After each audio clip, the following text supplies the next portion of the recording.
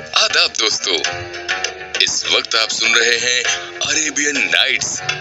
Sinbad ने अपने मेहमानों से कहा, मुझे नई जगहों की सैर करना, नए नए लोगों से मिलना और व्यापार करना बहुत अच्छा लगता था, इसलिए मैं जल्द ही फिर से सफर के लिए रवाना हो गया।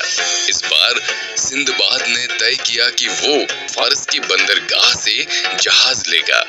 उसका सफर तो अच्छी तरह शुरू हुआ, लेकिन भारी तूफान के आगे किसी की एक ना चली। जहाज टूट फूट गया और ज्यादातर लोग मारे गए। सिंदबाद किसी तरह टूटे हुए जहाज के टुकड़ों को पकड़कर एक टापू के किनारे पहुंच गया। थोड़ी देर बाद सिंदबाद के कुछ साथी भी वहां पहुंच गए। वे लोग थकान के कारण सो गए। जब सुबह उठे तो उन्हें कुछ झोपड़ियां दिखाई दी। तभी उन झोपड़ियों से बहुत से काले लोग बाहर आए और उन्हें झोपड़ी में ले गए। सिंदबाद और उसके साथियों के पास उनके साथ जाने के सिवा और कोई उपाय नहीं था, क्योंकि उनके हाथों में खतरनाक हथियार थे।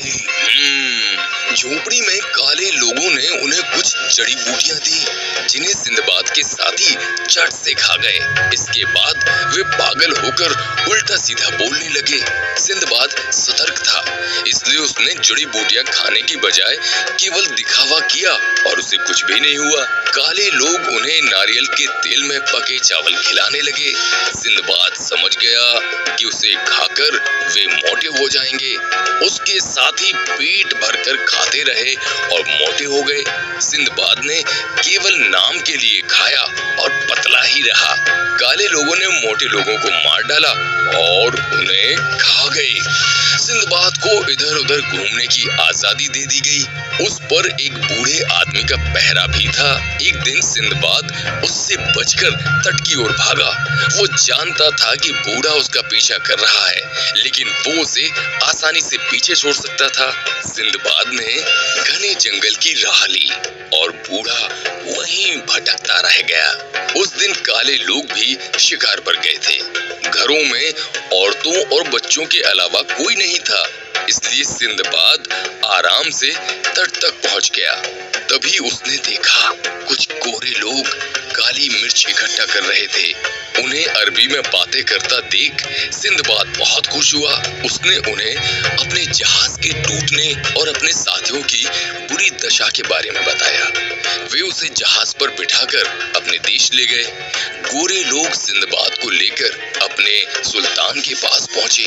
सुल्तान बहुत नेक दिल और मेहमान नवाजी करने वाला था। उसने सिंदबाद की सारी कहानियां सुनी, उसे अच्छा खाना और कपड़े दिए। जल्द ही सिंदबाद संभल गया और शहर में घूमने के लिए चल दिया। उसने देखा कि वो अमीरों का शहर था। लोग घोड़ों की सवारी करते थे, लेकिन किसी लगाम या रकाब का इस्तेमाल नहीं करते थे। उसने एक कारीगर के पास जाकर नमूना बताया और सुल्तान के लिए सोने की काठी और लगाम तैयार करवाया। सुल्तान इन उपहारों को पाकर बहुत खुश हुआ। उसने उनका इस्तेमाल करना सीख लिया और इस तरह उसे घुड़सवारी में काफी मजा आने लगा। सुल्तान ने सिंदबाद से कहा कि वो उसके सभी अधिकारियों के लिए भी सारा सामान तैयार करवा दे। सिंदबाद को बहुत से उपहार मिले और वो भी अमीर आदमी बन गया। सुल्तान सिंदबाद से बहुत खुश था और वो चाहता था कि सिंदबाद हमेशा वहीं रहे। उसने सिंदबाद से कहा कि वो सल्तनत की किसी खूबसूरत सी लड़की से विवाह कर ले और यहीं बस जाए। सिंदबाद ने थोड़ी बहुत आनाकानी की, लेकिन आखिरकार सिंदबाद को सुल्तान की पसंद की लड़की से शादी करनी ही पड़ी। सुल्तान ने शादी की बहुत शानदार दावत दी। सिंदबाद और उसकी बीवी को रहने के लिए एक बहुत बड़ा घर भी दिया। सिंदबाद और उसकी बीवी खुशी खुशी उस घर में रहने लगे। एक दिन सिंदबाद के पड़ोसी की बीवी मर गई।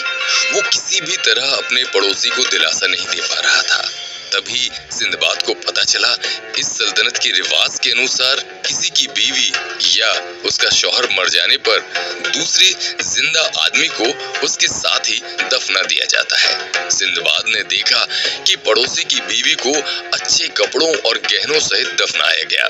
उसके पड़ोसी को 7 रोटियां और पानी से भरा मटका देकर उसी कब्र में दफना दिया गया। इसके बाद उस जगह को भारी पत्थर से ढक दिया गया। किसी ने भी उसके रोने चिल्लाने की परवाह नहीं की। सिंदबाद को पता चला कि यही रिवाज विदेशियों पर भी लागू होता था। ये सुनकर वो डर गया। उसने सोचा, अगर मेरी बीवी मर गई तो ये लोग मुझे भी इसी तरह दफना देंगे। फिर कुछ दिनों बाद यही हुआ, उसकी बीवी मर गई। सिंदबाद की एक नहीं सुनी गई, उसे भी एक गड्ढे में दफना दिया गया। वहाँ अंधेरा और सर्दी थी, बाहर निकलने का कोई उपाय नहीं था। उसने अपनी रोटी और पानी को धीरे धीरे प्रयोग किया, लेकिन आखिरकार एक दिन सब खत्म हो ही गया। तभी उसने देखा कि एक बूढ़े की लाश के साथ उसकी बीवी को भी दफनाया जा रहा था। वो एक बूढ़ी औरत थी जो बुरी तरह से बीमार थी। उसके साथ भी 7 रोटियां और पानी रखा गया। वो कुछ भी नहीं खा पी सकती थी। उसने सिंदबाद से कहा कि वो उसे मार डाले, उससे अपनी परेशानियां नहीं सही जा रही हैं। सिंदबाद ने उसकी जान ले ली। इस तरह बूढ़ी औरत का खाना और पीने का पानी भी उसे मिल गया। इसी तरह सिंदबाद कुछ दिन और जिंदा रहा। एक दिन उसे कहीं से आवाज सुनाई दी। आगे जाने पर दीवार में एक दरार सी दिखी। वो संकरी सी जगह में रेंगकर आगे बढ़ने लगा। वो जगह इतनी तंग थी कि उसके लिए उसमें से निकलना बहुत मुश्किल हो रहा था। सिंदबाद ने सोचा कि वो दरार उसे कहीं न कहीं बाहर की ओर ले जा सकती है। वो सारा दिन उसमें धीरे धीरे रेंगता रहा। ऐसे में उसके कपड़े फट गए और हाथ पैरों से खून रिसने लगा। लेकिन वो अपनी धुन का पक्का था, इसलिए उसने हिम्मत नहीं हारी। काफी दूर जाने के बाद सिंदबाद को थोड़ी रोशनी दिखाई दी। सुरंग का मुंह सागर की ओर खुलता था, जिसे देखकर उसकी खुशी का ठिकाना नहीं रहा। सिंदबाद फिर से उसी जगह वापस आ गया और वहां दफनाए गए कीमती सामान निकाल लाया। जब वो बाहर आया तो दूर से एक जहाज आता दिखाई दिया। उसने हाथ हिलाकर इशारा किया तो जहाज के कप्तान ने उसे लाने के लिए नाव भेज दी। उस जहाज के नाविक बहुत ही नेक दिल इंसान थे। उन्होंने सिंदबाद की मदद के लिए उससे पैसा भी नहीं लिया। वे लोग व्यापार करते हुए घूमने लगे और आखिर में बलसारा बंदरगाह पहुंच ही गए। सिंदबाद को जिंदा देखकर वहां जश्न मनाया गया। वो फिर से अपने परिवार और दोस्तों के साथ खुशी खुशी जीने लगा। ये कहानी सुनकर हिंदबाद हैरान रह गया। वो तो सपने में भी नहीं सोच सकता था कि महलों में रहने और हर तरह का लजीज खाना खाने वाले उस अमीर आदमी ने अपने जीवन में इतने दुख सहे होंगे। वाकई उसकी ये सोच गलत थी कि अमीरों को सब कुछ बैठे बिठाए मिल जाता है। सिंदबाद ने हिंदबाद को 100 दीनारें दी और अगले दिन उसे अपनी कहानी सुनाने के लिए फिर बुलाया। तो दोस्तों, हम भी चलेंगे सिंदबाद के पास, हिंदबाद के साथ मिलकर और सुनेंगे सिंदबाद की कहानियां।